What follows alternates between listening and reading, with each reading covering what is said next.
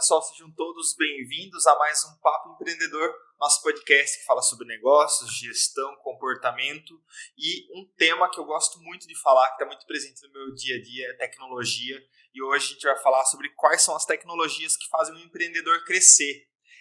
A gente acaba caindo numa tentação de deixar que só nossa empresa precisa ser tecnológica, mas nós empreendedores também precisamos ter hábitos e utilizar a tecnologia a nosso favor. E para falar desse tema, William, seja muito bem-vindo. Obrigado pela sua disponibilidade de agenda, de tempo conosco. E aqui no Papo Empreendedor, quem se apresenta é o convidado. Então, faça as honras e se apresenta para a nossa audiência. Muito bom, obrigado pelo convite. Eu sou o William Polis, muito mais conhecido por Polis. Eu sou fundador da Tegra, que é uma fábrica de software. A gente atende clientes de diferentes segmentos de mercado de energia, varejo, banco, agronegócio. E a gente tem muito foco em entender a necessidade do cliente e, principalmente, a partir da oportunidade que ele tem, seja por uma dor ou por uma inovação que ele está querendo buscar, a gente formata a versão mais simples de como resolver aquele problema e coloca a ferramenta no ar através de software.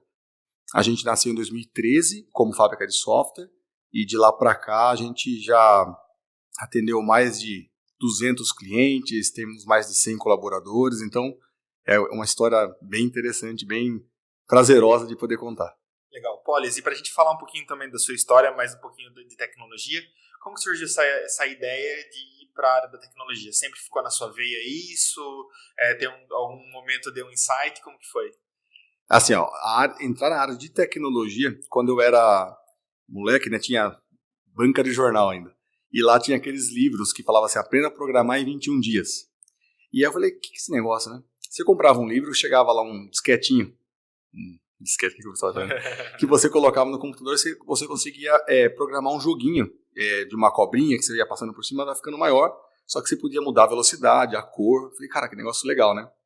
E aí nesse livro ele vem explicando um pouquinho sobre programação. Eu falei, pô, tá aqui, achei que eu quero fazer na minha vida. Eu fiz Senai na parte de elétrica, e lá no Senai também tinha a parte de programação com a parte eletrônica. Aí casou, né? Eu falei, gostei muito desse negócio. Eu comecei a ganhar dinheiro com programação. A primeira vez eu tinha uns 17 anos. Eu entrei na FATEC e a FATEC tinha aqueles tipo estágios, né, com algumas empresas. Fiz o meu primeiro estágio e de lá até abrir a Tegra, que foi o primeiro empreendimento com tecnologia, foram uns quase 20 anos. 15 anos. Cara, como que você faz uma linha do tempo do que era tecnologia quando você estava programando com disquete e do que é agora? Como é para você olhar no retrovisor? A pergunta é boa porque, assim, quando você começa a fazer uma retrospectiva, você vê que houve muita evolução, mas parece que foi um piscar de olhos. Assim, a primeira programação era 1998. De lá para cá, que aí o disquete estava quase aqui no final do disquete, não tinha tanto assim, né? E já estava com a parte de CD. Mas olha só, computador, não tinha notebook. Né? Notebook como era... celular não tinha, e quando começou a nascer era assim, nível de processamento não tinha nem condições de comparar com o que tem hoje. E também a internet naquela época era uma internet de escada, via telefone, então era muito lenta. E hoje você tem conectividade praticamente 5G em muitos lugares. Então, acho que os grandes avanços, a mobilidade, de uma forma geral, a mobilidade era uma coisa mais fixa, a gente vai para uma mobilidade e uma mobilidade conectada, porque eu tenho internet em grandes partes dos lugares. A gente vai entrar um pouquinho mais para frente, mas eu estou com algumas iniciativas no agro. E é legal que o agro, quando você pega Mato Grosso ali, você pega o avião, desce lá em Cuiabá, por exemplo, vai para um cliente que é em Querência, que é um cliente que a gente tem lá. Dá diretão, sem parar, 14 horas de viagem. Cara, se tiver meia hora de internet nesse trânsito todo, é pouco. Assim, é o máximo, não vai ter mais do que isso. Então você vê que ainda, apesar da conectividade ser muito forte, aqui na região de São Paulo ainda tem lugares que tem esse desafio. Mas de uma forma geral, a grande evolução é mobilidade e conectividade. Depois a gente volta a falar um pouquinho do agro e tecnologia. A gente tem um episódio que a gente gravou com o Genari falando sobre agronegócio. E ele trouxe muito insight de como, principalmente na pecuária, que é a área dele, tem muito processo tecnológico para tornar fazendas mais eficientes, né? Mas a gente já volta a falar sobre agro e tecnologia. Acabei de anotar aqui. Polis, para você, o que é um empreendedor tecnológico? Só dando um passinho para trás em relação ao empreendedorismo, né? Então, eu sou apaixonado por empreendedorismo, mas quando eu comecei a empreender, até, para falar a verdade, assim, até uns 5, 8 anos atrás, eu não me considerava um empreendedor.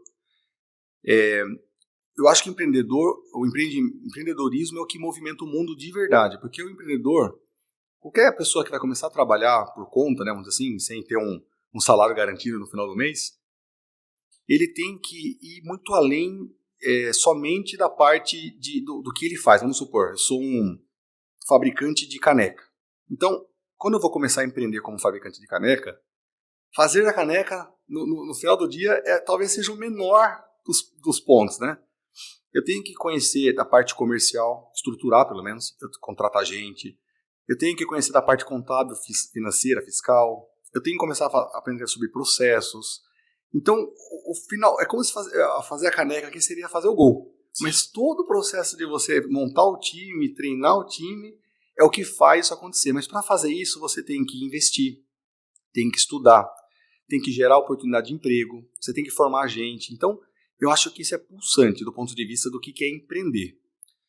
E aí, eu me arrisco a dizer hoje em dia que o empreendedor tecnológico, né, que você usou o termo aqui, nem dá mais para usar esse termo, cara.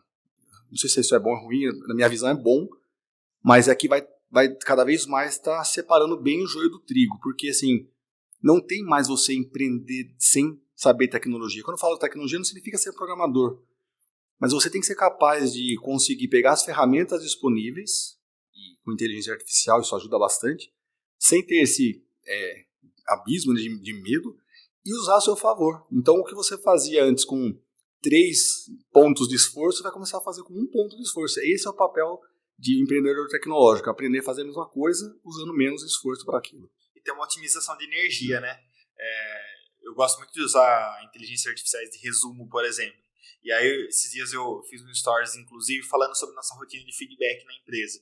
A gente faz os feedbacks, então a gente vai fazendo como se fosse um prontuário do colaborador. O Polis disse isso. Então, sempre, né, eu e meu sócio, nós dois vamos transcrevendo mesmo o que a pessoa falou. E aí depois eu jogo numa inteligência artificial que vai dar um resumo daquela sessão. Então, por exemplo, fizemos feedback com 20 colaboradores, quais foram as palavras-chave nessa sessão de feedback de agosto, por exemplo. Então isso gera muito mais insight e muito mais praticidade e economia de energia. Tá, eu conseguiria fazer esse resumo na unha? Conseguiria, mas eu ia gastar tempo e energia que foi direcionada para outras atividades mais estratégicas. Então, acho que é esse olhar do empreendedor em entender que o tempo é o nosso maior limitador hoje. Isso. E a nossa maior escassez. Então, como que eu administro o meu tempo, direcionando para tarefas estratégicas e terceirizando para a tecnologia coisas operacionais, né? Por curiosidade, isso daí vocês mesmo anotam, depois ele sintetiza para você, ou ele já anota também? Eu mesmo anoto, mas aí eu vi uma notícia de uma IA da Microsoft agora. TLDV. Pode fazer, cara. Na verdade, você só faz a reunião. Legal. TLDV? A geração da ata e o resumo para poder. Ele gera sozinho. Que legal. Pelo amor de Deus, cara, é muito bom. Então, esse que é o olhar. Então, o empreendedor ele tem que olhar para essas coisas, não com. Eu ouço bastante, não necessariamente de empreendedores, de uma forma geral, dois polos, né? Como nós falamos de tecnologia e inteligência artificial, ou qualquer coisa nesse meio tempo. Alguém que é muito medroso, fica com medo, assim, uma aversão, porque da onde a gente vai parar, vai acabar o mundo, a inteligência artificial vai acabar com a humanidade, não sei o quê. E o outro extremo, que começa a achar que é só isso.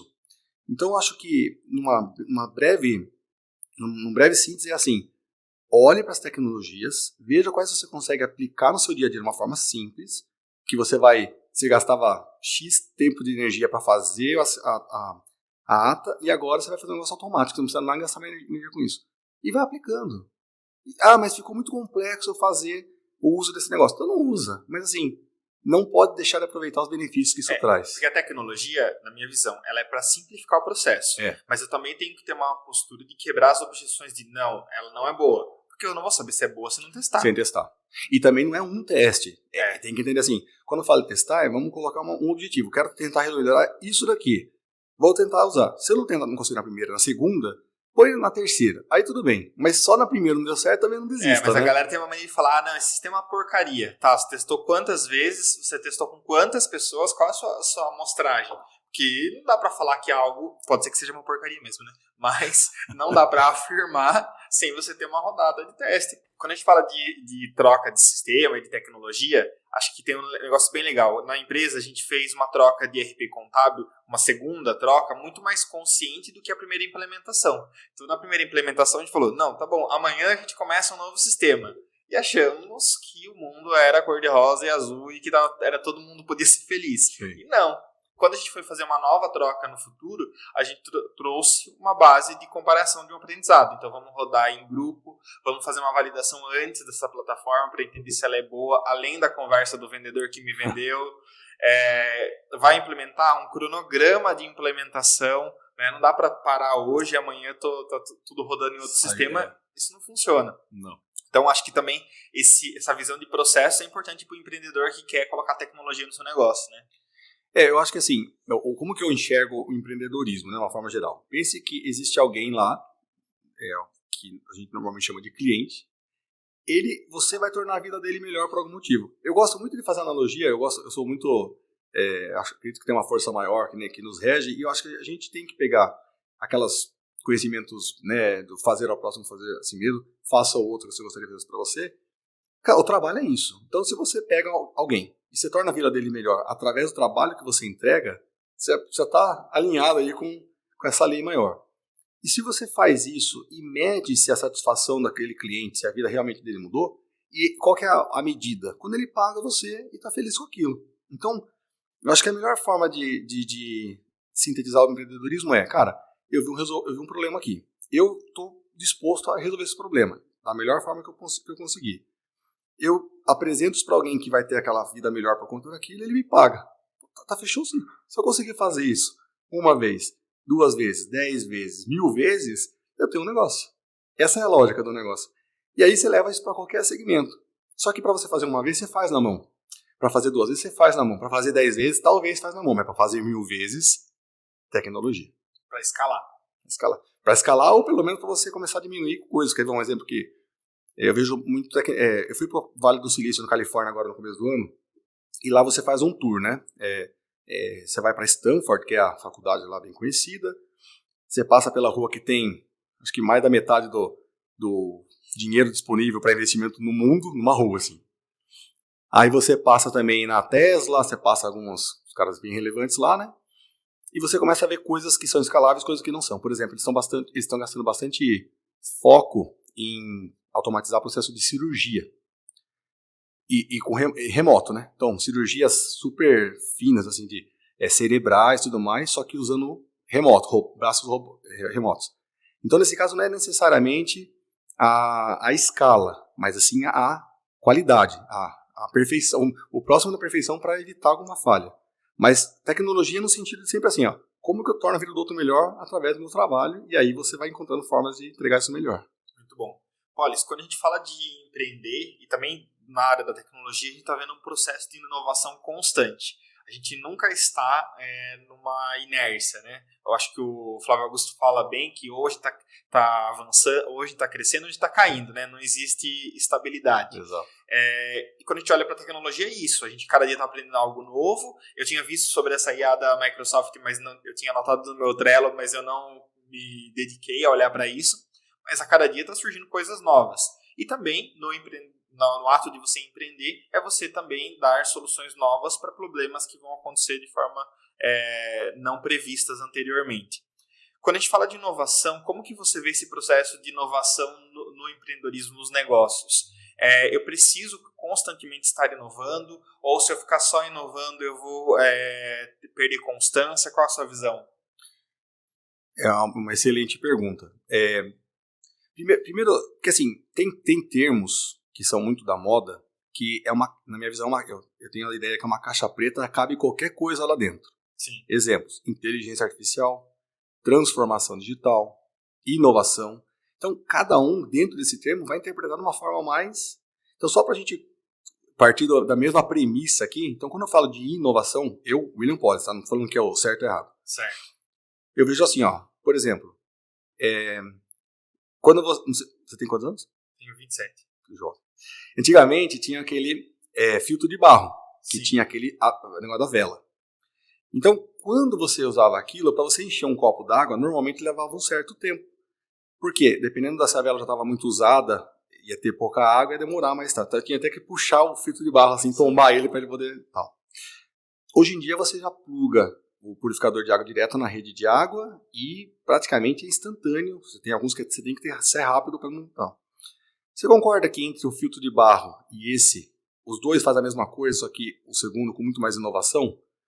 Aonde está a inovação? Na velocidade, na disponibilidade da água, no número menor de manutenção que você tem que fazer, no custo que você vai fazer menos por conta da vela, no risco menor para você não quebrar o filtro de barro. Pô, apanhei já bastante por causa de ter derrubado. O pai ficou bravo.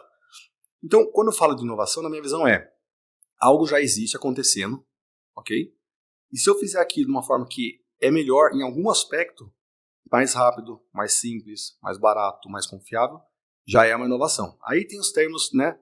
É uma inovação incremental. Beleza. Aí você tem aquele outro tipo de inovação, que é aquela inovação disruptiva, que não tinha antes, alguém foi lá, encontrou aquele negócio e começou a criar. Por exemplo, streaming de música, streaming agora de filme e outras coisas que virão, né? Eu, por exemplo, uso esse relógio aqui para corrida e ele tem os prós e contras, que é ele mede corrida, GPS e tudo mais. Só que agora tem um que é um implante na unha. Supostamente faz a mesma coisa. É uma inovação? É disruptiva?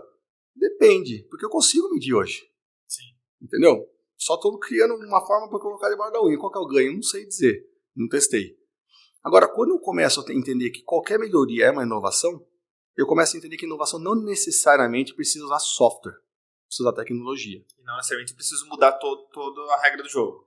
Que é o melhor, que você falou agora, troquei de sistema. Tinha um sistema, primeira vez que eu coloquei um sistema foi um jeito, a segunda eu já sei as dores que eu vou ter que passar e fui me planejar melhor. Então eu acho que o cenário não é se desesperar com acompanhar toda a evolução que surge, mas não estagnar e ver uma forma de fazer e continuar fazendo igual o resto da vida. Então você vai encontrando o seu ritmo dentro de uma coisa confortável, mas sem ficar parado.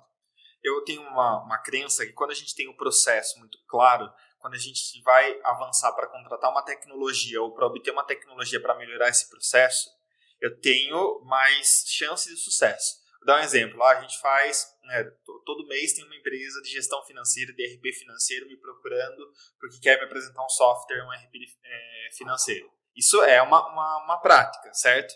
O que a gente tem como padrão hoje? Hoje a gente tem um questionário para que se eu ou alguém do meu time for fazer uma reunião comercial com um cara de RP financeiro, quais são os itens básicos como se fosse uma validação. Isso daqui tem chance de avançar para uma apresentação comercial com a equipe de gestão. Não, isso daqui não avança porque o cara não faz integração bancária, por exemplo, ou seja, está eliminado. Então, porque a gente já tem o processo do que é um processamento financeiro muito bem delimitado. Você acredita que é mais assertível ter processo depois ter tecnologia, ou tenho tecnologia e crio o processo? Ou não tem uma regra? Não tem regra, sim. Processo, depois tecnologia.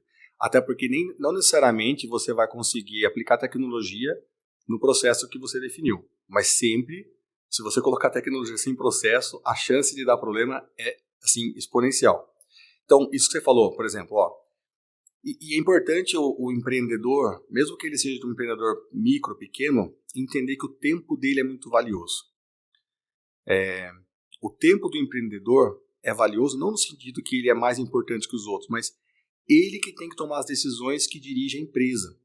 Então, se ele tiver que gastar 1 hora pensando numa forma de criar um novo produto ou melhorar a experiência do cliente dele, ou 1 hora atendendo um vendedor de software, sendo que vem 3 por semana, é melhor ele criar um processo que evite ele gastar o tempo dele à toa. E isso você pode fazer com tudo. E o legal disso daí é o seguinte, e aí entra a inteligência artificial. Crie um processo para que eu evite gastar meu tempo com visitas de vendedores de sistema. O cara, ele gera para você o processo. Sabe esse checklist que você fez aí? Sim. Ele gera e já faz. E você gastou 1 minuto para fazer isso e você eliminou umas 10 horas do seu mês, evitando tempo gasto à toa. É que eu também tenho a sensação, Polis, que alguns empreendedores, e eu já passei por isso, a gente tem uma tendência a procrastinar e falar, não, depois eu vejo isso. Não, eu vou fazer isso aqui manual primeiro e depois na próxima vez eu vejo uma forma de melhorar esse processo. Então, você que está vendendo tecnologia, você vê isso no seu cliente também? Cara, eu vejo isso, eu já passei por isso várias vezes e é um processo de ficar se policiando, porque assim, quando você cria um negócio novo, começou a empreender, o eu empreendedor, né? Eu Sim. comecei a empreender. Aí você tem o primeiro colaborador seu, primeira pessoa. Aí você daqui a pouco tem um time de 10 pessoas, você tem um time de 60 pessoas, um time de 100 pessoas. Cada estágio da empresa requer um novo posicionamento do empreendedor. O que ele tem que começar a entender? Tem aquela famosa frasezinha lá, diz que a Alice no País da Maravilha foi correndo atrás do coelho branco. Chegou num lugar lá que ela não encontrou o coelho, viu lá um gato em cima da árvore, falou, pra onde que eu vou? Ele falou, pra onde você quer ir? Não sei, então qualquer caminho serve. Então assim, quando acontece do empreendedor tá procrastinando decisões, é porque na prática, se você analisar pro fundo, ele não tem uma estratégia onde ele quer chegar. É uma visão de sobrevivência. Tá bom assim, tá funcionando, tá pagando minhas contas, eu nunca nem imaginava chegar nesse patamar de vida, tá bom assim, quero manter assim. Funciona? Claro que funciona.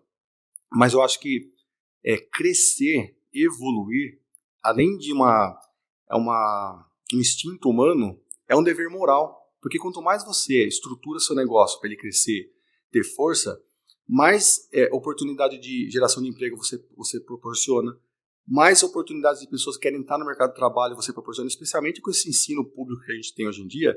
Hoje são as empresas que têm que fazer grande parte da profissionalização das pessoas. Então, é um dever moral de saber onde ele quer chegar. Se ele sabe onde ele quer chegar, ele sabe que ele não vai poder perder tempo.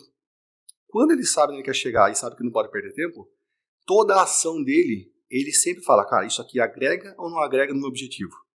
O grande ponto de quem posterga é porque não sabe ou não declarou para si mesmo onde ele quer chegar. E a questão da sobrevivência ela é relativa, né? Porque você sobrevive até o momento que você para de viver, porque as locadoras há 20 anos atrás estavam sobrevivendo, né? Até serem transformadas totalmente pelas plataformas de vídeo, por exemplo. Né? E tem umas questões também, quando eu falo sobrevivência, muitas vezes é de cultura. Sim. Você acabou de dizer um exemplo fantástico, que foram décadas em que alugar vídeo era normal, era esperado, entendeu? Até que alguém chegou e falou, cara, mas eu posso distribuir isso, eliminar todo esse atrito, distribuir isso de forma, através de um streaming. Quando o próximo vai querer ir atrás, é tarde demais, porque a cultura já está arraigada. Tem um termo, né, a gente vai até falar provavelmente, que é o tal da ambidestria organizacional.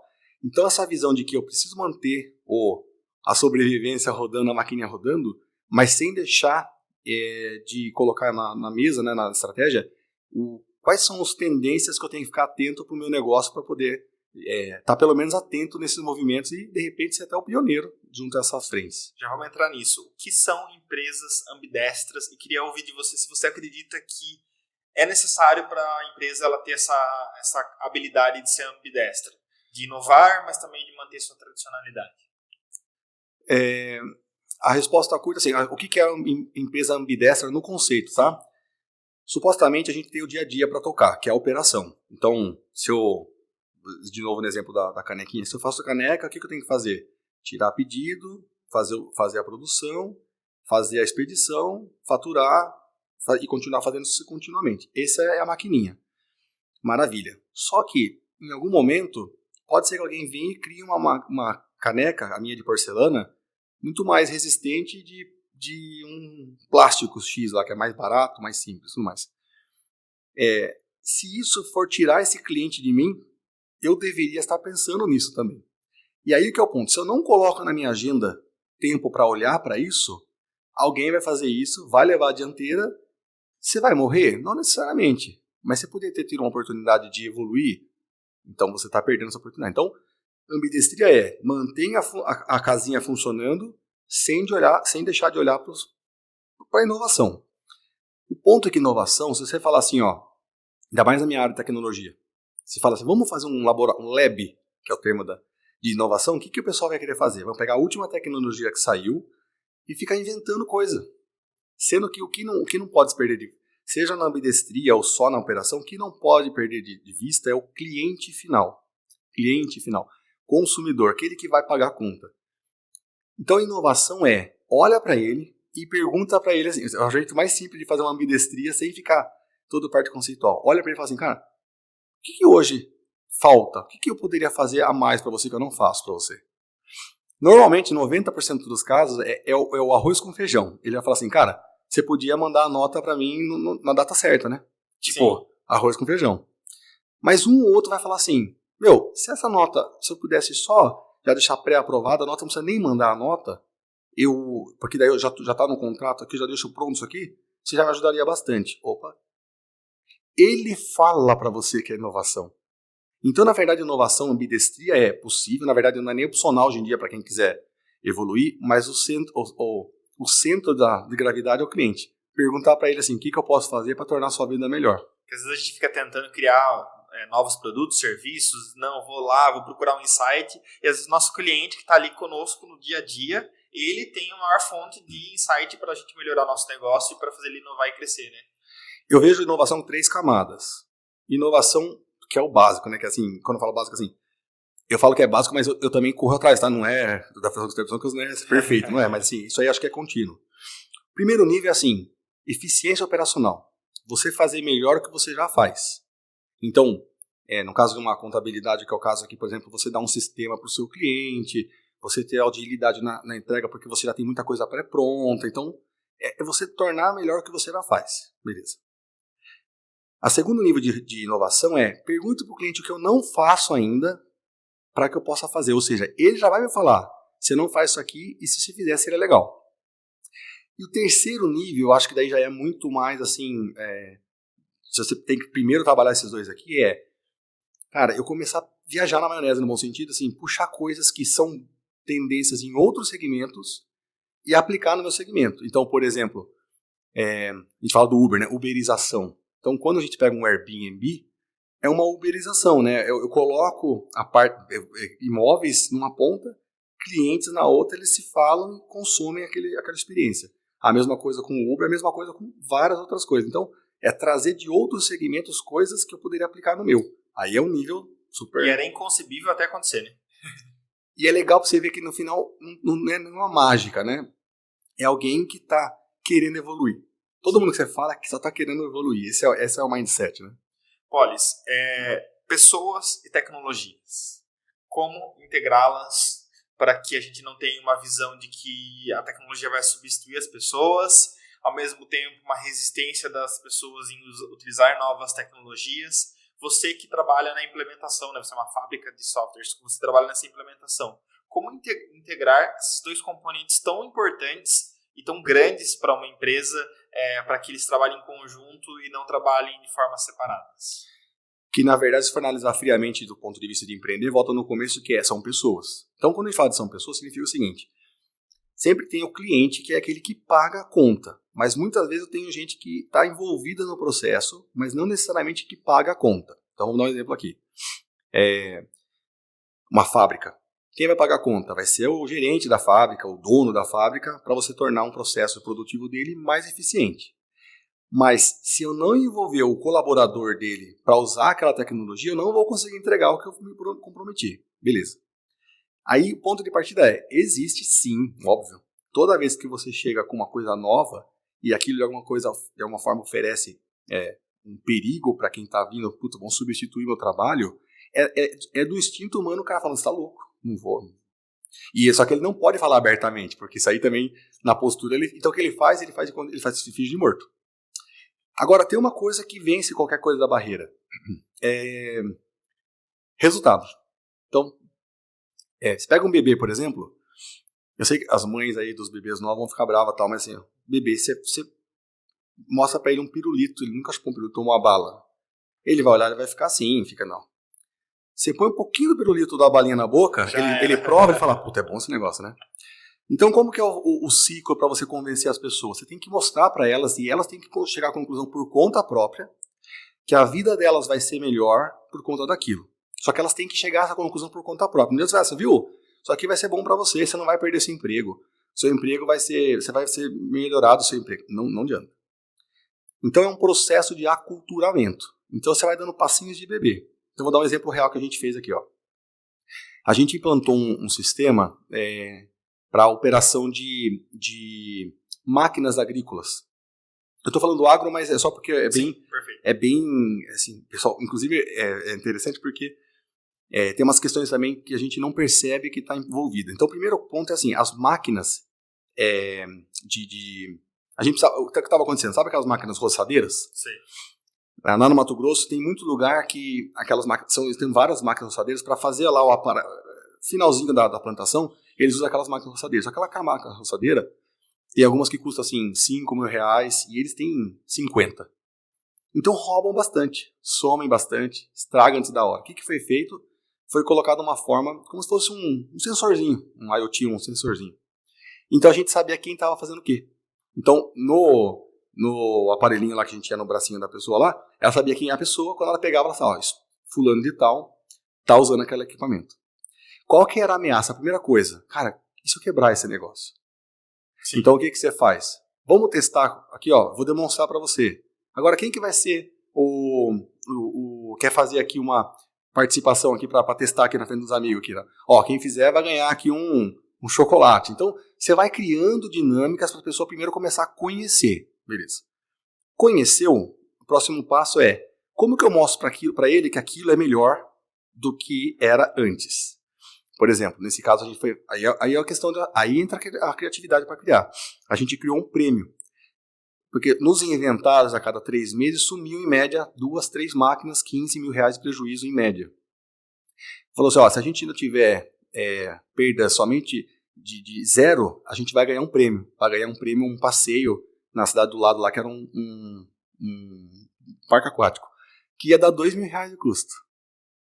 Ele ia economizar 15 mil, porque deixou de perder, porque não sumiu, e o investimento era 2 mil. Agora, a experiência deles de cuidar daquilo porque ia para o parque fez com que ele falasse, eu preciso cuidar disso aqui.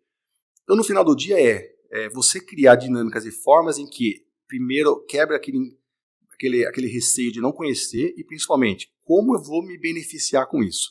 Conseguiu fazer essa fórmula, você funciona isso em qualquer lugar. A gente tem exemplos disso aí em farmácia, que a gente implantou o sistema, na parte de indústria, na parte de varejo. Então, você tem que criar formas do quem está ameaçado virar o maior pai daquele novo filho que está chegando. Porque às vezes a pessoa que tem a maior objeção, depois que ela entende como isso melhorou a vida dela, ela não quer mais largar aquilo, né? Eu queria te fazer 2 perguntas. Primeiro, por exemplo, você hoje é o prestador de serviço que fornece software. E nem sempre o cara que te contrata, lá o gestor, o empreendedor, ele vai ter, quando chega as objeções do sistema, dos usuários para ele não vai de repente falar, olha, vocês testaram, vocês falaram com o suporte. Acontece dele ligar e falar assim, olha, o sistema é uma porcaria, o meu time só está reclamando, eu quero que você resolva. Acontece isso? Acontece. E aí, assim, quando acontece, no final, a gente já tem internamente a seguinte ideia. Se acontecer esse tipo de coisa, na verdade, nós furamos ou falhamos no nosso processo. A gente tem uma premissa por histórico que é assim, pai de filho feio ninguém quer ser. Isso. Pai e mãe, né? Pai e mãe de filho bonito, todo mundo quer ser. O que é isso? Quando você tem um projeto mal sucedido na empresa, ninguém quer ser responsável daquele projeto. Né? Já falei, eu bem que avisei, aquela história. Quando o projeto dá muito bom, gera resultado para a companhia, todo mundo quer ter participação naquilo. Então, como que você faz isso? No começo da história, você coloca os envolvidos, que a gente chama no termo de stakeholders, os envolvidos naquilo direto ou indiretamente. E eles precisam dizer claramente o que eles esperam daquilo, o que eles não aceitam que aquilo aconteça no começo. Então a gente chama de Lean Inception, que é uma semana, toda vez que vai fazer projeto, a gente tem uma semana com essas pessoas em que a gente faz, é uma dinâmica de tempo integral nessa primeira semana, e a gente entra com todo mundo envolvido, o que eles esperam, o que eles não esperam, o que é sucesso, o que não é, o que pode, o que não pode, o que tem, o que não tem. Então a gente sai no final da semana é como se a gente tivesse concebido um filho no papel juntos. O que aconteceu nesse momento? Na segunda semana em diante, meu amigo, ninguém mexa com esse filho aqui. Legal. Inclusive, antes de começar essa gravação, eu atendi um telefone de uma área de sucesso de cliente de um dos sistemas que a gente utiliza. A gente tem um ecossistema hoje, né? E aí a pessoa me perguntou, Felipe, estou ligando para saber como que é a experiência que você está tendo com o sistema, porque a gente viu que no NPS você deu uma nota 2. Aí você fala, nossa, Felipe, você é chato pra cacete, me dá uma nota 2. E aí eu falei, olha, eu dei uma nota 2 simplesmente para vocês me ligarem. Por quê? eu tô com uma questão no suporte que eu mesmo, não é nem os usuários do meu time que reportaram, eu reportei. É uma demanda que não está afetando o nosso trabalho, mas eu fiquei extremamente incomodado porque a resposta foi uma resposta super evasiva do suporte. Foi uma resposta assertiva, claro, Felipe, está acontecendo isso por X, Y, Z e a gente não consegue resolver. Ok. Não, é assim mesmo. Eu não gosto muito do é assim mesmo, né? Igual eu brinco com a equipe. Tá dando erro. Tá, gente, qual erro? Você está dando um erro, tem que ser mais específico, né? Então você acha que na área da tecnologia a gente tem um monte de meme, né, da galera de suporte, né? Você acha que há essa integração também da galera que está dando suporte na área da tecnologia, entender o lado do usuário que está lá na ponta e que às vezes ele não entende porcaria nenhuma? Porque também às vezes acontece um erro que o contrato, de repente você coloca aqui na Device Contabilidade e fala, usa lá a Domínio Sistemas, que é um dos sistemas que a gente usa. E você não sabe porra nenhuma do sistema. E qualquer coisa liga no suporte. E aí você vai ligar no suporte para perguntar como que liga o computador. Acontece também, né? Acontece. Que era uma responsabilidade de quem está treinando esse colaborador também do outro lado. Né? E de novo, né? Eu acho que assim, para você conseguir ter sucesso em qualquer coisa que envolva pessoas, precisa haver motivações que façam com que ela queira se movimentar naquilo. Sejam motivações materiais mesmo, financeira, um prêmio, e essas até funcionam, mas acho que elas são difíceis de ficar se sustentando. Tem até aquele livro chamado Motivação 3.0 que fala sobre esse engajamento, mas muito mais pelo nível de consciência. Então, por exemplo, assim, num cenário em que você mede o resultado, a eficiência de um time do suporte pelo NPS, todo mundo vai se motivar, se buscar formas de estar ligado no cliente e encontrar maneiras de poder fazer com que ele se sinta feliz e ter um NPS melhor. Que pelo jeito, nesse caso que você falou, de uma certa forma está funcionando, porque você deu 2, o pessoal entrou em contato com você. Eu dei 2 justamente para me ligarem. Mas não, porque tem casos que o cara nem liga. A minha experiência não era 2, podia ser um 6. Mas eu dei 2 justamente para sinalizar para eles, olha, você entendeu o que está acontecendo ali. O sócio de dos meus clientes, não é nem o usuário, está sinalizando uma dor ali, entende? Mas te ligaram? Te ligaram. E depois que te ligaram, resolveram o seu problema? Ainda não. Beleza. Então, só o fato de você ligar, levantar a bandeira e alguém te atender é um bom sinal. Aí, obviamente, que o empreendedor, de novo, olha o tempo do empreendedor. O empreendedor, ele tem que estar atento nisso. Aquela Luísa Trajano lá da Magazine Luiza, eu tenho um amigo que ele é de uma startup, ele foi comprado pela Magazine Luiza. E ele falou assim, cara, uma cultura que eles têm aqui que é muito forte, que eu acho muito interessante, é o seguinte, e por muitos anos, não mais, mas por muitos anos a própria Luiza fazia isso. O que ela fazia? Ela pegava, ligava, ia no saque, que é onde as pessoas ligavam para qualquer tipo de reclamação, e ela ligava para as pessoas aleatoriamente. Ligava assim, ô fulano, tudo bem? Aqui é a Luísa Trajano, da Magazine Luiza. Mas como assim? Não, é porque você ligou aqui, tá falando que o seu batedeira lá, batedeira de bolo não tá funcionando. O que aconteceu? Eu já mandei aí trocado. Não, eu tô mandando uma para você agora. E mandava, mesmo que desse prejuízo, mandava. Mas qual que era a mensagem? Cliente satisfeito é a nossa razão de ser. Sim. E aí é legal porque aí não tem mais esse negócio de cada um. Eu quero evitar trabalhar. Todo mundo está em prol disso. Então, respondendo a sua pergunta, existe sim, e você, como empreendedor, tem que estar com o olho nisso. NPS, cliente feliz. Se tiver uma área a você escolher para estar na frente, ou do sucesso do cliente, no suporte, ou do comercial, que está toda hora em contato com o cliente. Polis, você acha que em algum momento o empreendedor, o gestor, ele precisa olhar para explorar também as tecnologias já existentes, ao invés de querer comprar novas tecnologias? Não estou perguntando seu peixe. Não, você que vem do sistema, mas porque às vezes eu ouço os clientes falando, não, eu preciso comprar mais um sistema, tá? Mas às vezes não utiliza as tecnologias que já existentes e em algum momento a tecnologia que já existe pode suprir uma dor, né? Eu costumo brincar muito, galera, a gente investe tanto em tecnologia. Vamos fazer uma rodada de novo de procurar melhoria, de ver como que a gente pode utilizar mais nossas tecnologias. Vou dar um exemplo bem bobo. A gente utiliza hoje todo o workspace do Google, tanto para armazenamento do domínio, como o Drive, como o Office, né, do Google. E aí, às vezes, a gente fala, putz, será que tem como melhorar? Eu descobri recentemente que agora eu consigo, pelo Google Agenda, que já é a nossa plataforma, liberar um link para você, meu cliente, ou você externo, conseguir agendar uma reunião comigo sem eu precisar falar, Polis, eu tenho horário A, B ou C. Não, você entra na minha rede e escolhe. Então, é um negócio super simples que facilita todo um processo. Porque o que eu, Felipe, mesmo fazia? você me chamava e falava, Polis, eu tenho as 2, às 16 e às 18. Só que aí a Maria também me chamava, eu falava o mesmo horário para ela. O que acontecia? Vocês dois queriam às 14. Então, isso é algo muito simples que eu descobri como, entrando naqueles insights do Google lá em relação à ferramenta, que eu tomei essa iniciativa, me deu um insight e eu fui lá atrás. Então, algo simples, resolveu uma demanda que aumentava os atendimentos no meu WhatsApp, que causava conflito tanto com stakeholders quanto internamente na minha agenda. Você acha que existe essa necessidade do gestor começar a olhar para aquilo que ele já tem dentro da casa dele? Buscar no mercado ou olhar para dentro de casa, eu acho que é o passo 2. Como que eu... De novo, né? Assim, eu tô falando... depois de empreendendo tantos anos, você começa a entender o valor que você tem do seu tempo. Eu acho que a analogia que eu gosto é assim, ó. Imagine que você é o piloto, o capitão de um barco, de um navio. O piloto, o capitão do barco, ele só tem que dizer o quê e o porquê. Então, por exemplo, nós vamos para essa direção por esse motivo. Esse o quê, esse porquê é papel desse empreendedor e ele precisa fazer com que todo mundo se apaixone, busque, esteja motivado por esse objetivo. Dali para frente, o como fazer, ele não deveria estar fazendo mais.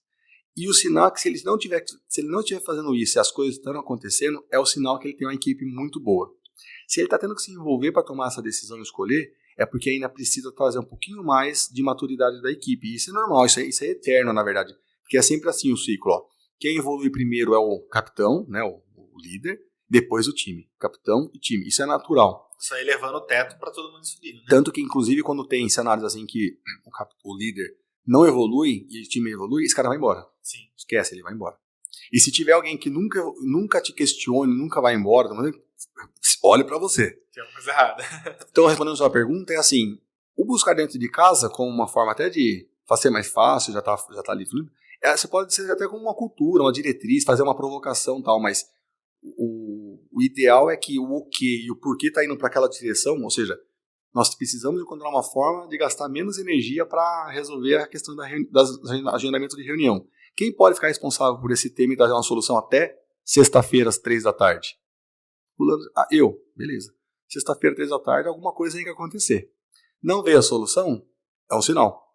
Aí você pode entrar, olha, vamos fazer o seguinte, eu achei isso aqui, esse link e tudo mais, mas olha que legal, você já vai provocando e nunca você tem que segurar sua mão assim pra você não fazer, porque para fazer, meu amigo, é fácil.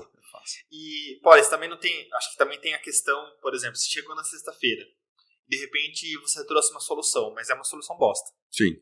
Como que eu, empreendedor, também não boicoto essa motivação e essa empolgação do Polis que veio trazer uma ideia para mim?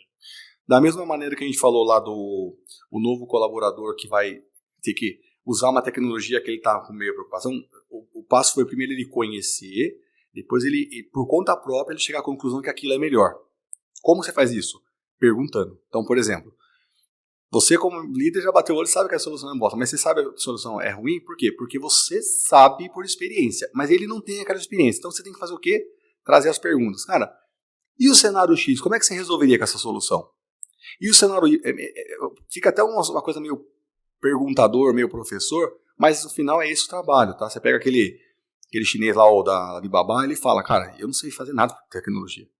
A única coisa que eu sei é encontrar gente boa e fazer as perguntas certas para eles. Então, nas suas perguntas, ele tem que chegar à conclusão que aquela não é a melhor solução. Muito bom. Dá trabalho. Dá trabalho, né? Polis, o que você daria de dica para todo empreendedor, gestor de tecnologia? Por exemplo, tecnologias básicas. Dei o exemplo da agenda. Com todo respeito a quem usa a agenda no papel, eu acho que não é eficiente. Eu respeito seu posicionamento, mas também tenho a minha liberdade de expressão de falar que eu não concordo com o seu posicionamento. Não dá para gerenciar uma agenda no caderno. Você perde o caderno, você esquece do caderno, mas enfim. Então, fora uma agenda, que aí tem uma super eficiente, que é a agenda Google, ou o próprio calendário de celular. Sim. Eu costumo brincar que o meu primeiro aplicativo mais eficiente é a agenda, e o meu segundo é o Não Perturbe do celular, que é a maior ferramenta de produtividade. O que você daria de dica de tecnologia, aplicativo que todo empreendedor precisa ter? assim, o que eu gosto de pensar é sempre assim, lembra da história de eu preciso saber onde eu quero chegar, e aí eu tenho que sempre olhar como eu faço para ou ajustar o prumo para chegar nesse lugar, né, para ajustar o curso, ou encontrar formas mais eficientes de chegar lá. Beleza. Certo. Então, uma das coisas, pessoalmente, é o que você falou agora. Eu acho que foco, assim, qualquer coisa que ajuda você a manter foco nisso, use. E sempre use assim com moderação. Use menos, só vai usar o próximo quando esse aqui já não te atender mais. Então, por exemplo, agenda, fantástico. Tem aqueles aplicativos de Todoist, To-Ledo, Get Things Done, né? São todas formas de você gerenciar as suas tarefas. E eu falo que tarefa, na minha cabeça, sim, eu coloco assim, tarefa boa é aquela que eu não tenho que fazer. Sim. Porque também uma outra coisa que é um síndrome de quem está com muito centralizador ou está com muita demanda é, ele começa o dia com 10 coisas para fazer, ele termina com 90 e ele não fez nenhuma das 10. E isso acumula, o que ele faz? Ele trabalha à noite para isso, ele trabalha no final de semana para isso, ele dá conta. Só que é um nível de exaustão, um nível de energia que no final o que é a mensagem que ele tem que entender? Não é que ele é incapaz ou que ele está sobrecarregado, é que ele não está conseguindo formar ou priorizar o que tem que ser feito ou formar gente, time, para poder dar conta daquilo. Então, tudo que ajudar ele a ter foco no objetivo dele é muito comum. Outra coisa que é interessante, que vai casando, é assim, e eu falo isso eu falo por experiência bem vivida própria, que é o seguinte, questão do foco. Você começa a empreender, começa a gostar da brincadeira, o seu primeiro negócio está indo, não vou nem falar bem, mas ele está indo de uma forma, certa forma razoável, você começa a querer fazer outros empreendimentos. Aí você faz o segundo, você faz o terceiro. Meu amigo, isso é uma bola de neve. Não funciona. O resultado de 10 negócios paralelos nunca vai ser superior de um bem feito. E isso foi a duras penas que eu aprendi a lição. Então, acho que qualquer coisa que volta ao foco, agenda, produtividade, indicadores. Eu gosto muito de pensar na empresa como um carro, em que você é o motorista daquele carro. E aí você tem que ter indicadores que dão as informações básicas que você precisa. Não muitos, mas aquilo que você precisa. Então, se eu estou querendo chegar em São Paulo em 1 hora, eu tenho que andar com o carro a 100 km por hora, numa média.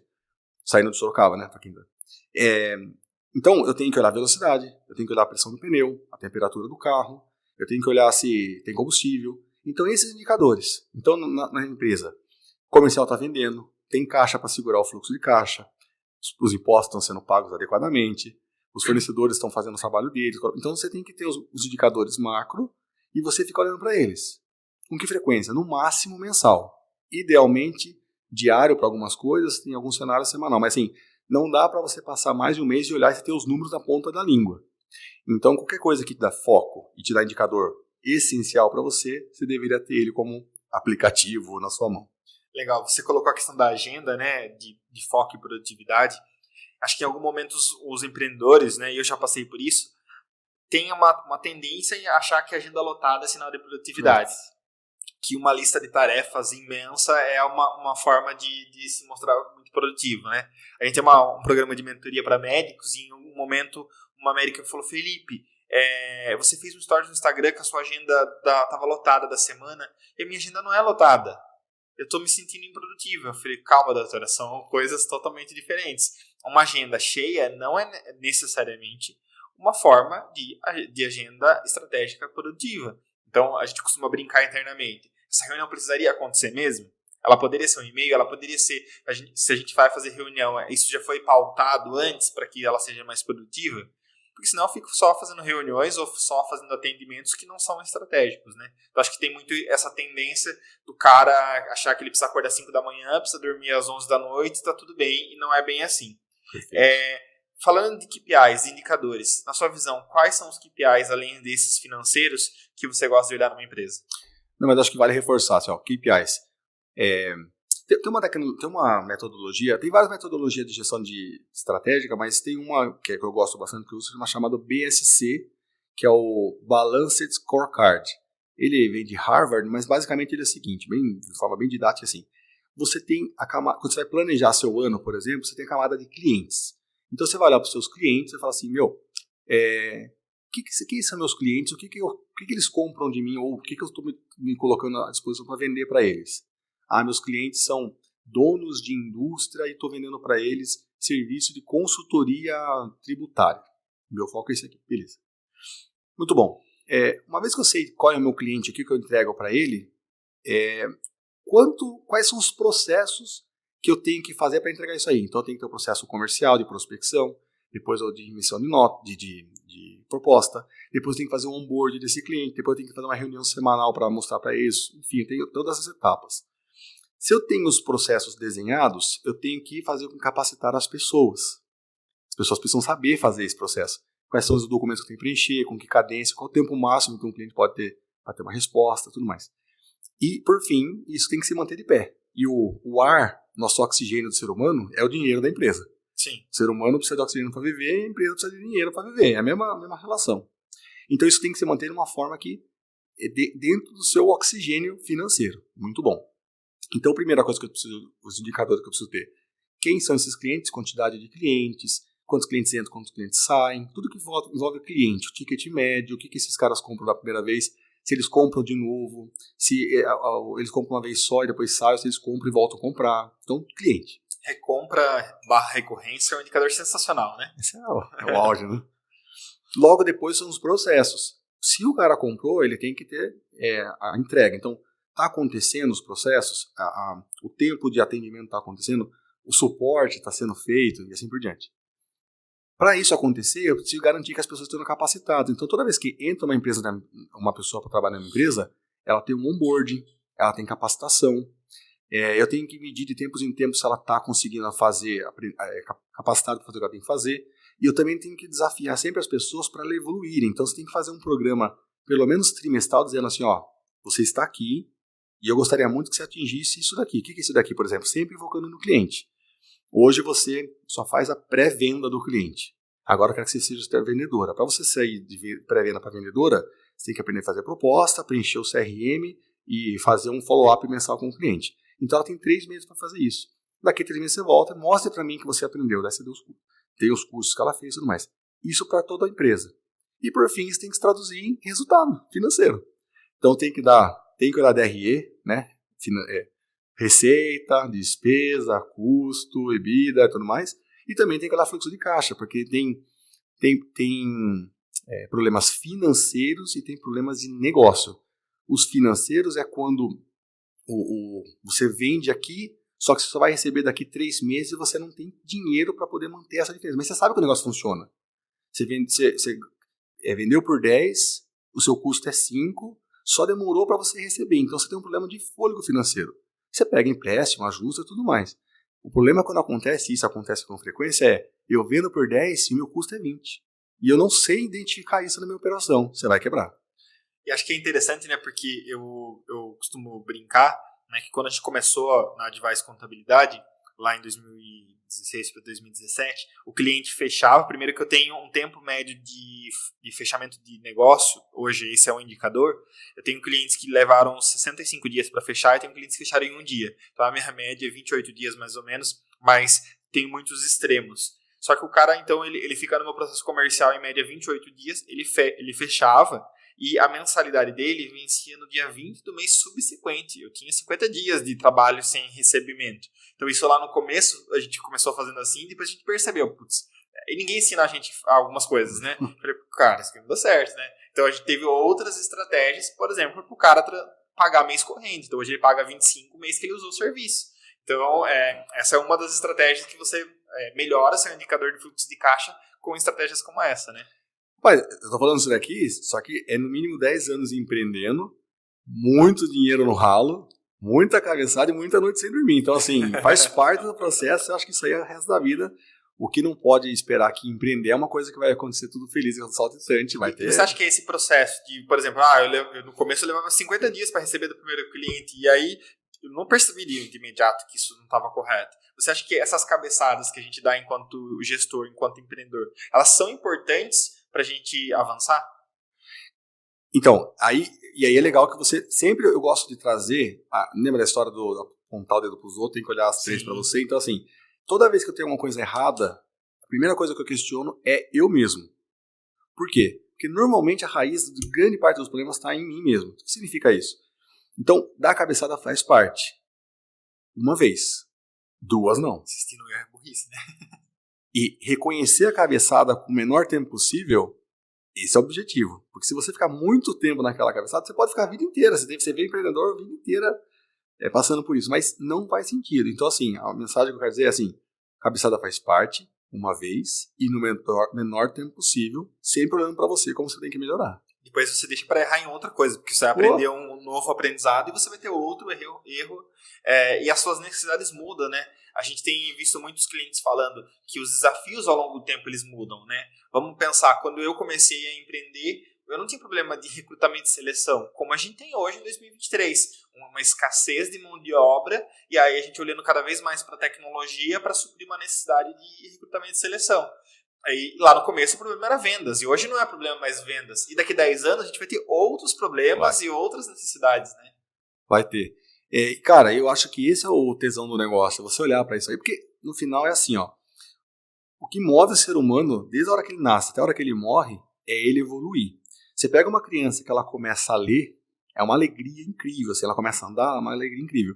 Você pega uma pessoa de idade que já está com seus 70, 80 anos, ela começa a dar um celular, também é uma alegria incrível. Olha que interessante.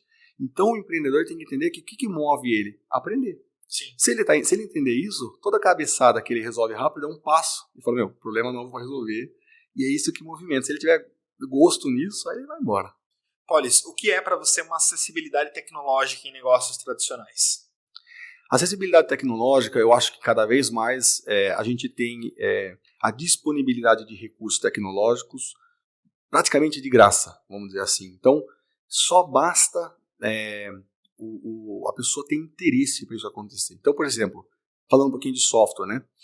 Microsoft mesmo, Windows, quando você ia comprar o Windows, o sistema operacional, a menos que fosse pirata, né, que você fosse pegar, não pagar, você pagava a licença vitalícia dele. Em ordens de dinheiro de hoje, você ia pagar, assim, sei lá, quase que o preço do mesmo notebook. Então você comprava a licença, você comprava o notebook, pagava X, e você comprava a licença, pagava o mesmo X. Então muitas vezes você não conseguia comprar, porque você não tinha como, né? E de uma coisa assim, se porventura seu notebook deu 6 meses, quebrou, sem comprar outro, você pagava de novo 2X. Beleza. Ao longo do tempo, as tecnologias começaram a ser barateadas ao ponto que hoje, a maioria das ferramentas disponíveis, você não paga para usar até X recursos, tipo, até 5 funcionalidades, até 5 dias, até 10 clientes, você não paga. Se gostou, aí você contrata. Então hoje, e esse que eu acho que é o lado bom, todas as coisas têm prós e contras, mas de uma forma geral a tecnologia, assim, só basta a boa vontade da pessoa procurar, porque hoje a opção gratuita tem demais. A gente utilizou por muito tempo as versões gratuitas do Workspace do Google, né? Você pagava só um upgrade lá no Google Drive e utilizava. Hoje a gente utiliza, por exemplo, uma versão que nos dá direito a gravar todas as videochamadas, porque a gente pensa nessa perenidade. Então faz reunião, grava reunião para utilizar depois no onboarding, grava reunião para utilizar em treinamento depois. Então você, conforme seu negócio vai crescendo, você vai tendo mais budget, você também vai pensando em soluções que vão melhorar seu dia a dia, né? Mas de quando você começou? Para você contratar esse plano aí que dá esse recurso, quanto tempo foi? Foi alguns anos. Então assim, a cada tempo, usa o que você precisa no limite que você consegue, tá tudo bem. Muito bom, mas a gente começar lá atrás, a gente ter arquivo de 2016 hoje é sensacional, porque falar, isso aconteceu lá atrás, e esses dias eu fui olhar no Google Drive, quando em 2016 para 2017, quando eu ia fazer uma prospecção, hoje a gente utiliza um CRM, né?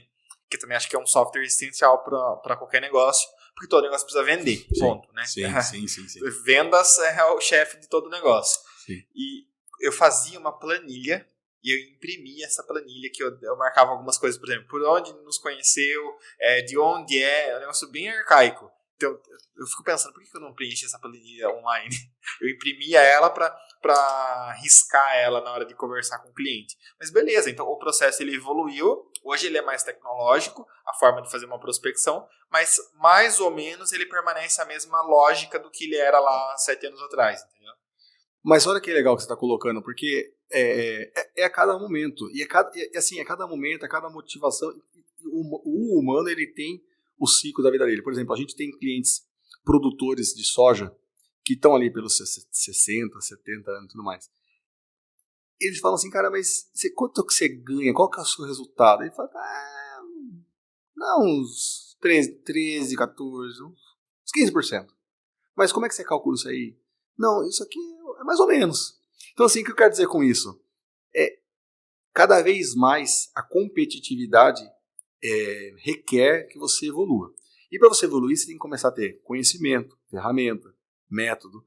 Então, quem não conseguir acompanhar isso, naturalmente vai a ascensão, depois você vai a queda, normal isso do ciclo. Então, eu acho que você entendendo que a cada momento que você está, você faz, o seu grande desafio é você olhar para você e melhorar o que você era em relação a ontem, tá ótimo.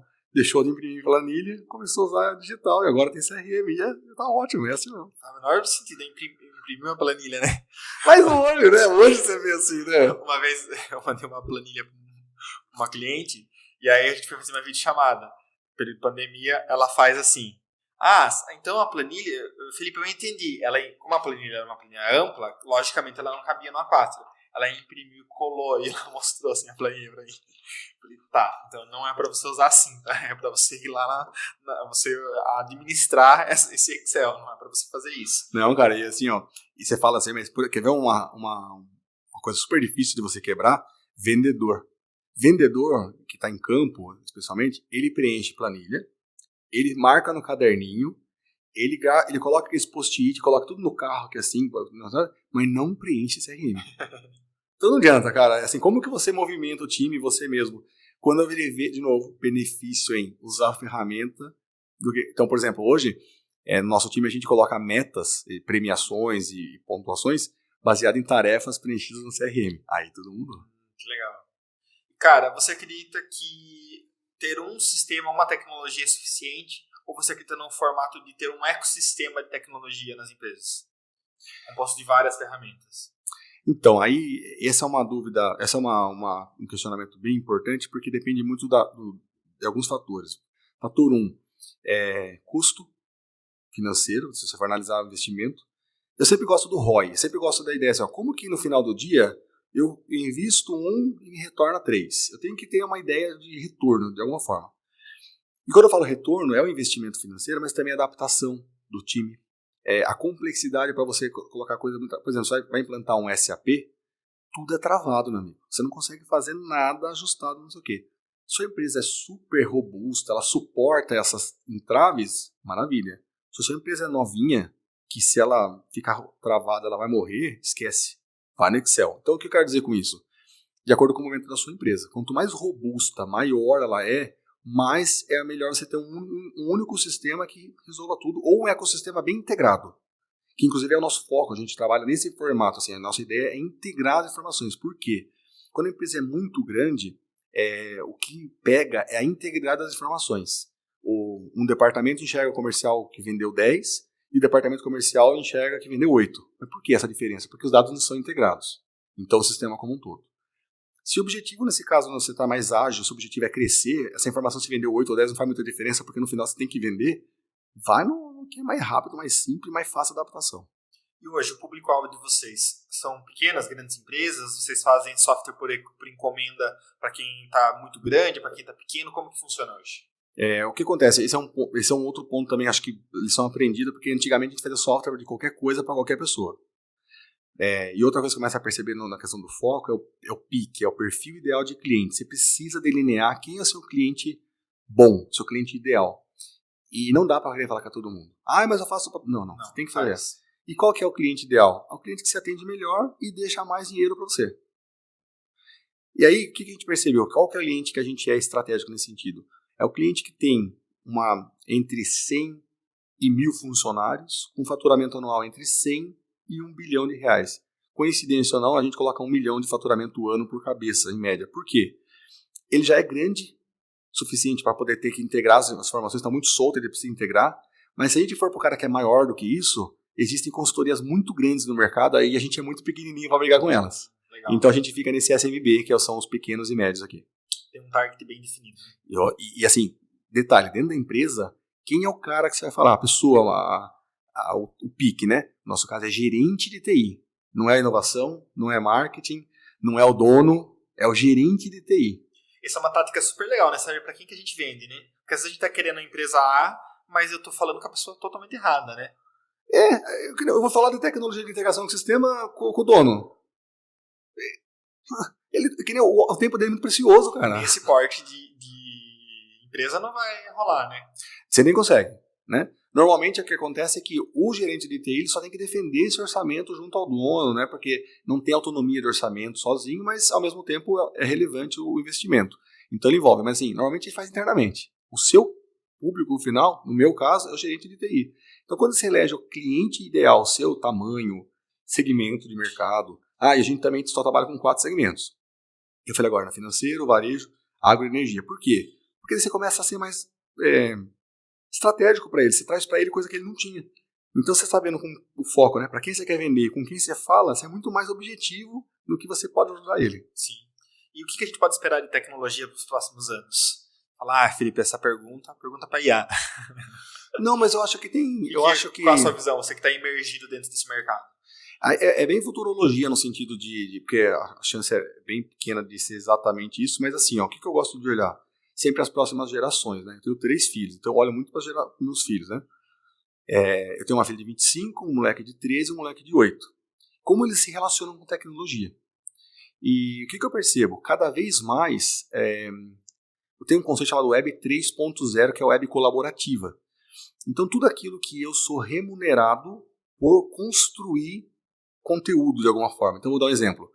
Eu fui lá e publiquei um videozinho numa plataforma nova, que é a Felipe Talk, tá bom? Criou lá, daqui 5 anos saiu, você ficou milionário na sua plataforma. E aí imagine que você deu a seguinte ideia. Toda vez que eu crio um vídeo aqui e eu tenho visualizações, eu ganho pontos numa blockchain. E se eu acumular X pontos nessa blockchain, eu ganho dinheiro. Porque o patrocinador colocou... Então você começa a criar modelos de negócio em que a pessoa que cria conteúdo, ela é autor daquela coisa e ela ganha dinheiro por aquilo. Exemplos, NFT, que surgiu agora recentemente, criptomoeda, que é tem uma plataforma chamada Step by Health, que você faz caminhada, corrida, e isso gera pontos. E esses pontos são trocados por árvores plantadas. Obviamente que eu estou falando de uma forma, só que a startup faz isso.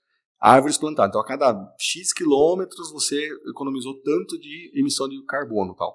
Esse dinheiro todo, na verdade, quem investe é a empresa que compra os créditos de carbono. E as pessoas fazem a caminhada, doam os seus pontos para aquilo, para ser plantada a árvore, não sei o quê. Puta modelo de negócio super legal. Mas qual que é a mensagem?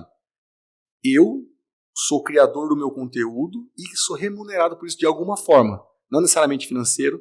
E isso é o conceito do Web 3.0. Isso envolve como tecnologia blockchain, que blockchain tem ideia como se fosse um livro caixa, um cartório, para dizer isso que eu ia falar, para você detalhar o que é o Web 3.0, o que é blockchain e o que é NFT, só para nossa audiência... Perfeito.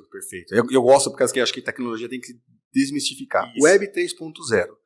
Na Web 1.0, a única coisa que acontecia, tinha lá um site, eu consumia a informação desse site. Então 1.0, só tem informação daqui para cá. Web 2.0, que é muito que a gente tem hoje, eu consigo consumir informação e eu consigo mandar informação minha para lá, que é postar vídeo, postar tweet, postar foto, tudo mais. Web 3.0, eu faço isso e ganho dinheiro por isso. Eu sou autor, eu tenho como falar assim, essa foto aqui é minha, fui eu que fiz ela, e se tiver qualquer gente ganhando dinheiro com ela, eu vou ganhar também junto, porque eu sou autor dela. Então eu garanto a minha autoria daquilo. O nome disso é Web 3.0, conceito. Tecnologicamente falando, como é que eu sei que aquela foto que você postou, você tirou uma foto aqui dessa vista bonita aqui. Como é que eu sei que essa foto aqui é sua? Porque na hora que você tira a foto, você assina ela e isso fica registrado num livro caixa, como se fosse um cartório. Esse cartório virtual chama-se blockchain. É um lugar que você registra. Não tem como adulterar, porque como ela é uma formação... É mais ou menos assim, você é um cartório, eu sou um cartório e você é um cartório. Aí a gente fala assim, a foto aqui é deles, confirma? Confirma. Aí nós 3 aqui coloca, eu no meu livro, o seu no seu, e ele no dele, dizendo assim, essa foto é do Felipe. Beleza. Se alguém tentar adulterar, vai falar assim, não, você adulterou, porque aqui no meu está dizendo que era. Essa é a tecnologia blockchain. Legal. E se você consegue, de alguma forma, fazer um modelo de negócio que a foto da sua autoria, que foi utilizada num comercial de televisão, foi remunerado lá e você é o autor, você recebe comissionamento, você recebe algum tipo de gratificação. Aí você fecha o ciclo, é por esse caminho que eu acho que a tecnologia vai. Isso já é uma realidade ou não? Em algumas coisas já são... Você pode dar algum exemplo? Consigo. Por exemplo, tem uma plataforma chamada Volts. A Volts é assim, ó, cada vez que eu gero energia, que eu pego energia elétrica, produzo energia elétrica com a minha placa geradora de energia, eu gero essa energia e jogo na rede. Fotovoltaica. Só que fora do Brasil não tem tem alguns lugares que essa parte de regulamentação, como a gente tem aqui na ANEEL, é um pouco diferente. Então eu jogo para a rede e quem compra a minha energia paga para mim, não para a rede. Então, por exemplo, assim, ó, como se fosse um leilão reverso. É mais ou menos assim, ó, eu estou gerando aqui 10 kW de energia. Aí você fala assim, ó, eu quero, e eu pago €1 por quilowatt. E você fala, não, €1 não, €1,10. Tá bom, €1,10. Aí vem esse dinheiro para mim. Aí eu gero de novo outra energia, o outro compra, eu só pago 90 centavos de euro. Tá bom, eu aceito. Então é como se fosse um leilão no reverso, em que você é o autor daquilo. Só que essa energia, na prática, é convertida em pontos. Então é uma plataforma que os pontos são criados na blockchain, baseado no que seu computador gera de criptografia, e esses pontos se transformam em energia que é vendida. Então, assim, tem uma complexidade, mas a ideia é justamente isso. Outro exemplo famosíssimo é o NFT. Eu fui lá, criei um NFT e assinei, beleza? Qualquer um pode criar um NFT? Qualquer um pode criar um NFT. E aí você criou o NFT, aí não tem aquele negócio do leilão lá, tem até o famoso do macaquinho lá, Sim. Que o Neymar comprou, não sei o quê. Mas por que alguém comprou aquilo lá? Naquele momento era mais o hype de mostrar, ó, quem tem mais dinheiro, quem paga mais no negócio, é mais o ego ali.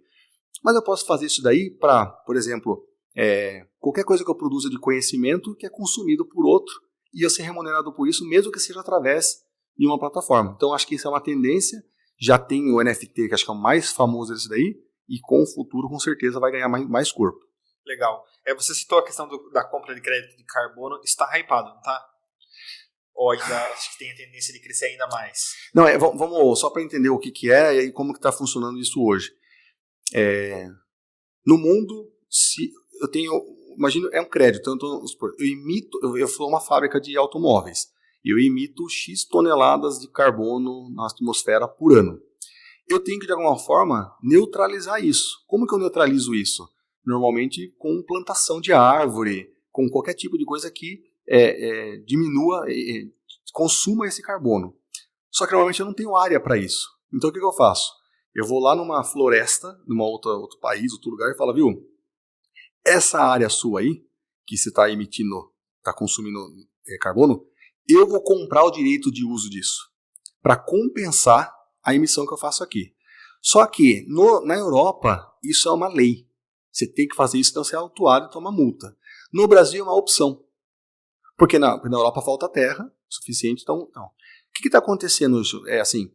Tem grandes indústrias europeias para atender essa demanda que não tem mais como comprar lá, vem comprar na África, no Brasil, na Guatemala e tudo mais. Só que não está sendo um problema. Tem gente pegando uma área de, 500 mil hectares e vendendo para Audi, para Volkswagen, para Mitsubishi, a mesma área. Entendeu? Porque como não tem uma fiscalização que garanta, essa área geográfica, então o que está acontecendo agora? Para se tornar reconhecido internacionalmente tem que ter um certificado, e o certificado só é emitido por quem é blockchain. Só é por um órgão específico ou empresas específicas que permite isso aí. Isso significa o quê? Vai começar a parar com esse negócio de vender a mesma área para várias empresas. Todo mundo está vendendo a mesma árvore para 5 pessoas e não está vendendo carbono, crédito nenhum de carbono, né? Mas a ideia é que com o tempo isso começa a ser normalizado e principalmente, de novo, o benefício. Se isso aí começar a dar dinheiro, por que eu vou construir? Aí é a história, né? Por que eu vou deixar aqui o negócio abandonado ou vou criar aqui uma plantação? E aí você começa a criar a consciência muito mais pelo interesse do ganha-ganha do que, de fato, só pela consciência sustentável. Acho que tem que ser um modelo que se sustenta tanto financeiramente quanto na parte da natureza. Você está vendendo tecnologia para a área energética. Você acha que esse crescimento do mercado ele tende a crescer mais ainda? Porque, por exemplo, a questão da fotovoltaica mesmo, a gente viu um boom no Brasil nos últimos anos, né? Essa preocupação... Não, e vai crescer mais. Energia, né? E vai crescer mais. O que acontece? No Brasil tem uma visão sobre... A agente regulatória é a ANEEL. E quem organiza essas... compra e vende de energia é a CCE, que é a Câmara Comercializadora de Energia Elétrica. O que acontece? Fora do Brasil, especialmente ali França, você pega ali em Portugal e tudo mais, você já tem um nível igual Telefonia hoje, antigamente telefonia assim, você comprava uma linha, era caro pra caramba. Hoje Passa imposto de renda, e esses dias eu vi uma cliente que tinha uma linha telefônica ainda no IR dela. Não, antigamente você podia... Ou posse, né? Era posse e você podia alugar telefone, era nível de um carro de preço. Hoje em dia você pega o seu número de telefone e você troca de operadora de acordo com o plano melhor. A ideia da energia elétrica vai ser a mesma coisa nos próximos 5, no máximo 8 anos. Então eu vou poder escolher de quem eu compro energia elétrica. Hoje a gente compra obrigatoriamente, quando a gente é pessoa física de consumo baixo, no mercado cativo. O que significa cativo? É tabelado. Custa tanto a sua energia elétrica. O seu quilowatt-hora custa R$200. Não posso trocar meu operador hoje, né? Hoje não, mas você vai poder. Já pode hoje para quem tem um consumo elevado, que a gente chama de mercado livre, para quem tem um consumo gigante, indústrias, grandes corporações. Agora, em 24 agora está abrindo o que a gente chama de grupo A. Então, quem tem um consumo de 1000 volts e uma carga X, eu não sei exatamente quais são os parâmetros, vai poder comprar energia elétrica já do mercado, esse mercado livre, que tem quem gera energia, coloca o preço e quem compra diretamente lá. E o que acontece com isso? Vai acontecer igual o operador de telefone. O preço vai descer, vai cair o monopólio. Exatamente. E vai dar mais acesso para as pessoas, porque a energia... Cara, você pega um supermercado hoje, mercado pequeno, assim, se não é a primeira, é a segunda maior custo do mercado. Nossa. Primeira é a folha de pagamento, segunda é a energia elétrica. Por causa de câmera fria, por causa de geladeira, por causa de ar-condicionado. Então você viabiliza muitos negócios por conta disso. E aí o governo fica cada vez mais potente com ICMS fudido em cima da energia. O governo nunca vai perder, meu amigo. Aqui o governo nunca vai perder. Isso é brigar. Polis, quando você está num rap com os amigos, no almoço de família, e o tema é empreendedorismo. Fora tecnologia, tá? Não vem com essa. Qual é o tema que nunca falta num papo empreendedor para você? Cara, a verdade é o seguinte, quando você é empreendedor, é a única coisa que você fala. É chato isso, na verdade. Inclusive, você começa a só gostar de estar com pessoas que falam sobre empreendedorismo. É muito ruim isso até. É a segunda lei do triunfo do Napoleão Hill, né? Mente mestra, né? Você vai se aglomerando com pessoas que estão alinhadas com o seu objetivo. Você vai para um lugar em que o papo é aquela, né? Não dá. Aí, qual que é o papo sobre empreendedorismo? Eu acho que o grande objetivo é como você encontra formas de você descolar seu custo da sua receita. Como você escala?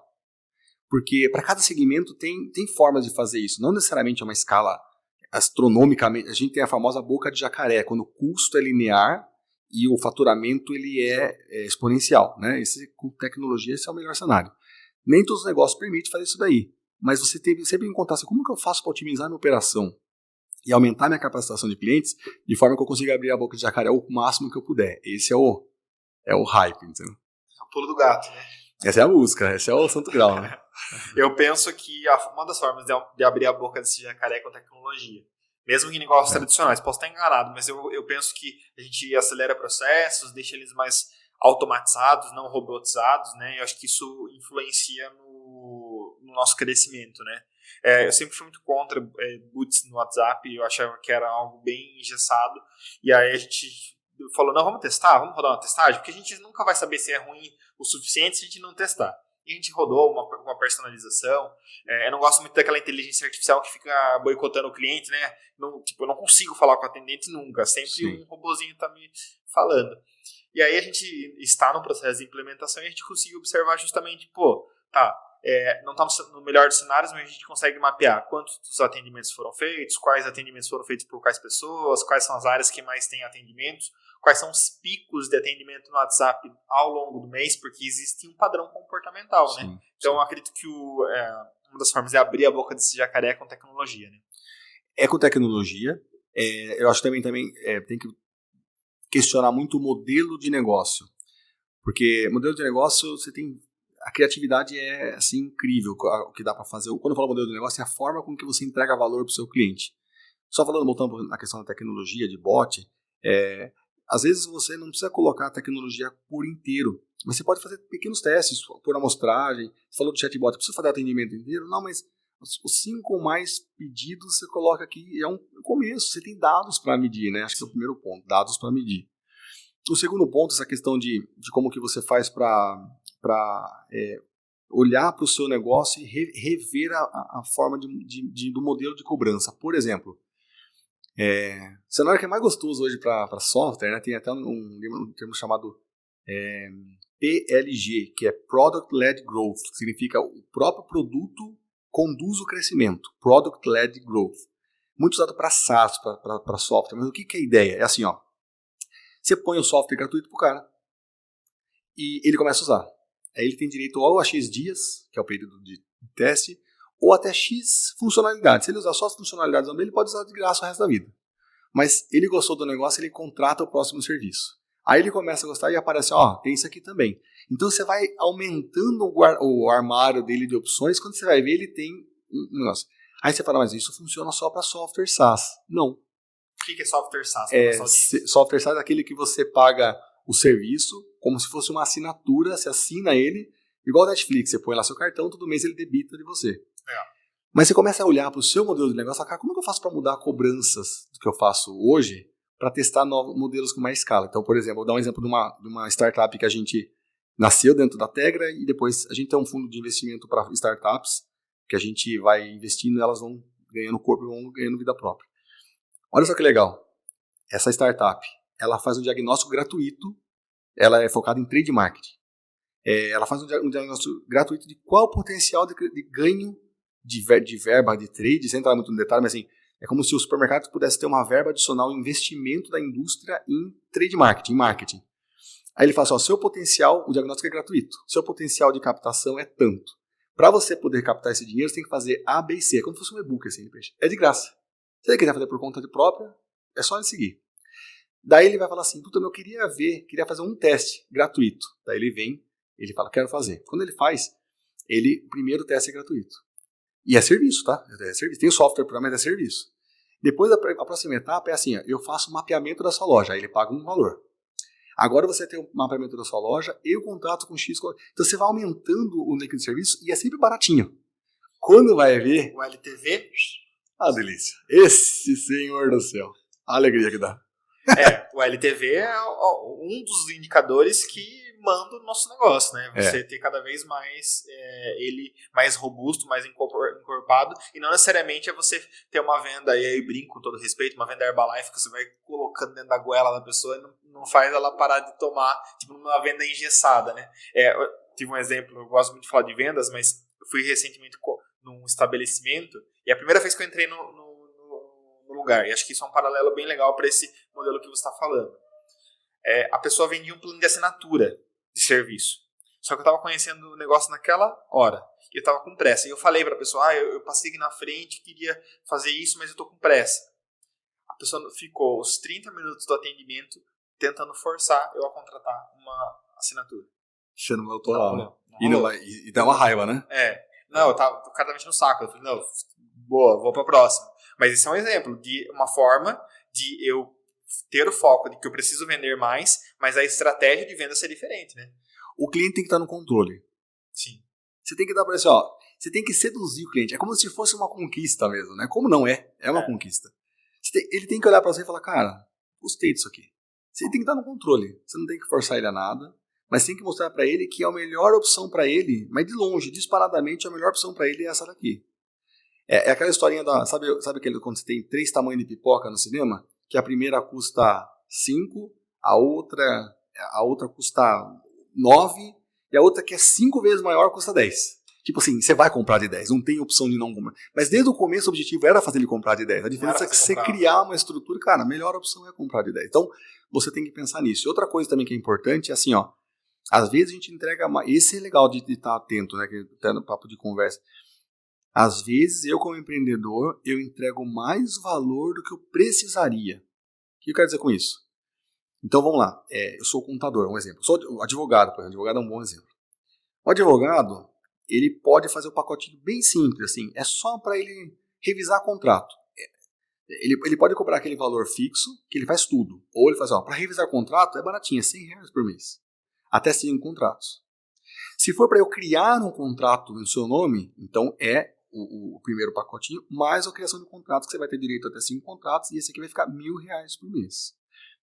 Mas é contrato, mas são propostas diferentes. Para eu fazer uma análise tributária sua, eu poderia cobrar R$30 mil para você, ou posso cobrar para você R$300 em 12 vezes. Então, o que eu estou querendo dizer assim? Você pega toda a proposta de valor, mas fatia em bloquinhos, cobra pouquinho, mas a soma desses blocos todos contratados tem que dar pelo menos o dobro do que você ia cobrar para o cara fazer um shot só. Muito bom. Polis, para a galera que quer conhecer um pouco mais do trabalho de vocês, da Tegra, conhecer um pouco do conteúdo de vocês, como que as pessoas te acham nas redes sociais? Legal, passa rápido, né? As redes sociais é wpolis, né, as minhas pessoais. A Tegra, o site é www.tegra.com.br. No Instagram é Tegra Software. Né? E em relação às redes, basicamente todas elas wpolis na pessoa física, né, e na empresa é Tegra. Muito bom. Cara, muito obrigado por esse papo, muito bom, vários insights. Eu costumo brincar que eu vou rabiscando para modular minhas ideias aqui. É muito bom, conteúdo muito rico. Acho que o empreendedor sai com ferramenta para pensar, minha empresa ela precisa ser tecnológica, mesmo que seja em detalhes, não é mudar a regra, não é eu virar um Google, não é isso. Acho que é a ideia que a gente sai desse podcast. Existe preconceito, né? A gente fala de tecnologia, não, mas eu sou o Google. Não vou ter uma cafeteira, uma chopeira e um monte de puff lá pra galera dormir. Não é isso. Às vezes tem essa visão, né, esse preconceito. Queria te agradecer, muito obrigado pela sua disponibilidade de estar aqui com a gente hoje. Papo muito bom. Eu agradeço, espero que esse conteúdo aqui possa ajudar quem está acompanhando a gente aqui. Parabéns você pelo Papo do Empreendedor aqui. Muito obrigado. E para você que nos acompanhou mais uma vez nesse Papo Empreendedor, você já sabe, para assistir os outros episódios ou ouvi-los, vocês sempre nos acham em todas as plataformas de áudio e vídeo como @Papo Empreendedor. Muito obrigado pela companhia e até a próxima.